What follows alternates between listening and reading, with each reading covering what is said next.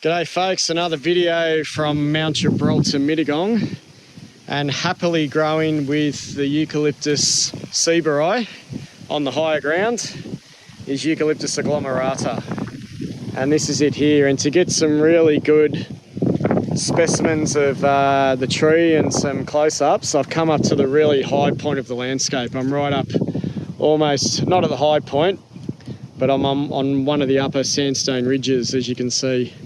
And as I said, it might still be Hawkesbury sandstone. Otherwise, it's another type. Look, basically, as a starting point, this is pretty much Eucalyptus capitulata. I mean, it pretty much is, which I've profiled, I think, on the videos. But capitulata doesn't grow around here, or there's no records here. I think I'm just outside the range. It might be on the coast if I go directly east. Just can't quite remember what the southern limit is for capitulata, but there's no records around here. But what we've pretty much got is a replacement species. It's pretty much a vicariance. It's just a different stringybark playing the role of capitulata here, which capitulata would play in Sydney. We've got a genuine stringybark, very genuine, and it goes right up to the upper branches. You know, the very terminal branchlets might be bare, and they are, but the bark goes pretty much right up. Sometimes it can have these really reddy tones in it, a bit like the Eucalyptus agglomerata. It can have these red tones. I see a lot of agglomerata with these sort of reddy tones in it. And if I come over here, the leaves are blue. They've got a strong hint of blue in them. And the capitulata I collect from Sydney has really green leaves. This is called the blue-leaved stringybark. And sometimes the blue leaves in the canopy up against the sunlight are very, very obvious. Sometimes the leaves aren't as blue as I'd like them to be in some parts of New South Wales. But this guy and this population, they're very blue. I've got a really cloudy day today with a bit of wind, just trying to capture that. And it's a real strong species here in the Southern Highlands, Mittagong, Canyon Lee. I guess it kicks in probably just a bit north of Mittagong, but I have had them in northwestern Sydney in Parr State Conservation Area, north there of Wilberforce. In that part of the world, you get them growing on sandstone creek lines and just above with Pilularis, Angophorus, Syncarpia glomulifera. That's when I was doing searches for Australasia elegans, a threatened plant. You get Eucalyptus agglomerata there, kicking in there. And I was happy to see them there. Here's the fruits. A real capitulata looking fruit cluster. Hardly any pedicel on the fruit, pretty much none.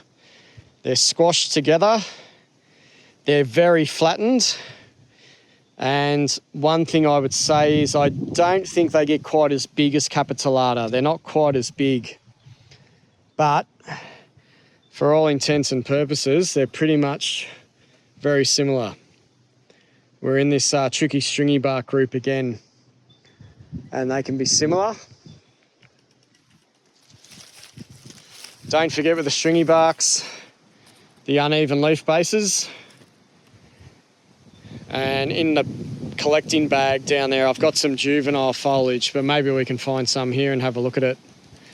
But don't forget the uneven leaf bases, which is very consistent in the stringybarks. It doesn't just show up in the stringybarks, but it's very consistent in the stringybarks.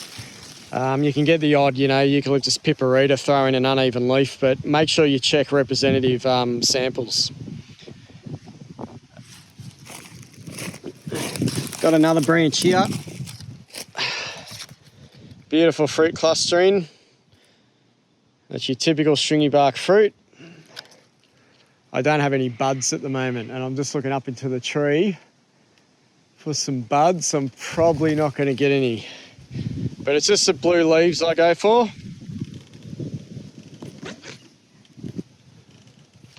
And like I said, sometimes They're not as blue as I'd like them to be, but it's a pretty reliable feature. Just going to walk over to this tree as an example. Got a very sparse rocky ground layer here. Beautiful open sandstone. There's a lot of things like Platysace lanceolata. And here's another one here. They're just so blue.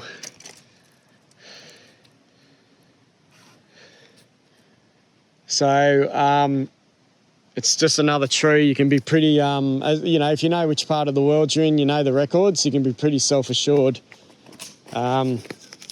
Pretty easy to identify. There's a tree in flower there, but I'm pretty sure that's Seaburai. So I might have to plonk that in the Seaburai video. Yeah, it is. So that's a Seaburai in flower.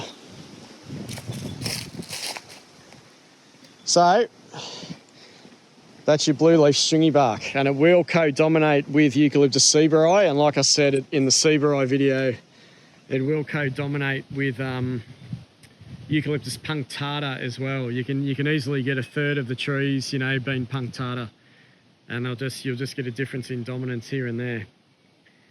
But very easy one. There's one there, and there's a seaburai growing right next to it. So there's a seaburai coming out at the base, but there's a agglomerata. Sometimes, if you don't look closely enough, the bark at the bottom can look very similar between the two, especially when you've got a stand like this. But you just got to take your time to look up at the tree, look at the foliage. The agglomerata does not have that strong venation that the seaburai has.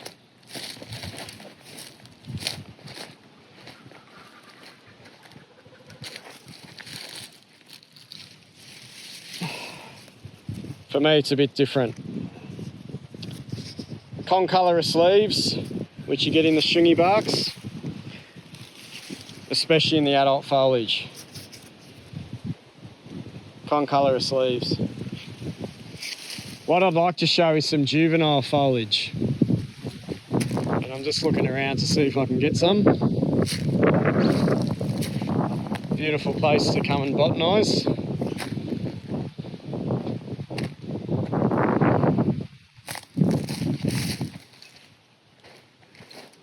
Might have to make do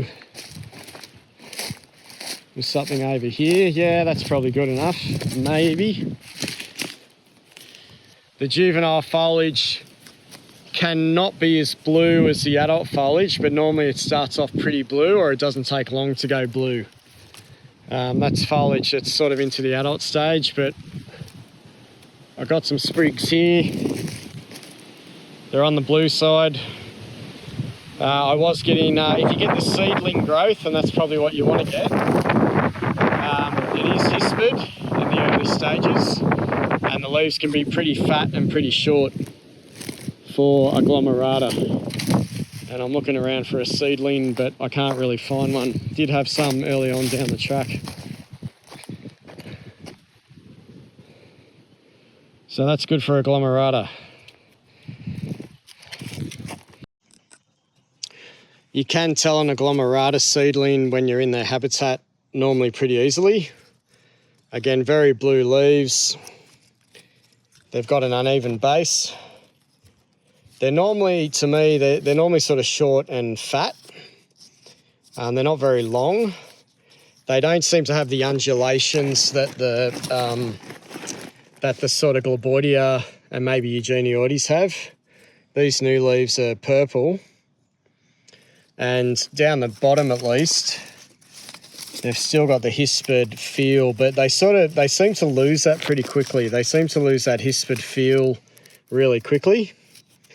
And when I come up the stem here, that hispidness, it's almost gone. So they might lose that pretty quickly. But you can see the blue in it. Yeah.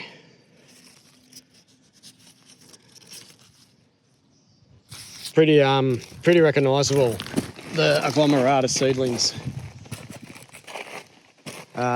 If I look over here, there's a sapling, and they're pretty easily recognisable too. Just with again the bluish leaves, they're already getting their stringy bark. This one's only 3 metres tall. And again, the uneven leaf bases, blue leaves, concolorous. There's hardly any hispidness on that juvenile growth there. It is down the bottom there, and down the bottom there. But it's almost lost it by the time I get to the top. So that might be a feature. And then they go into their adult foliage pretty quickly. In habitats like this, you can get a lot of saplings, a lot of agglomerata saplings, especially after fire. And I've seen that on recent surveys all around the Wingecarribee or Southern Highlands. And sometimes the saplings can be in their hundreds. You just get a ground layer of saplings or a really short shrub layer of saplings. So that's one feature about them too. Just a lot of saplings after fire. So hopefully next time you see Eucalyptus agglomerata, a bit more comfortable with it. Sometimes, like I said, the leaves aren't as blue as I'd like them to be. I wonder whether they integrate with Gleboidia. All the other stringy barks seem to somewhat integrate. And I've asked people if there's agglomerata Gleboidia integrades, but there probably is. But I think I've had a bit of trouble around north of Marulan there, getting down towards Goulburn, with Gleboidia and agglomerata growing together on hilltops.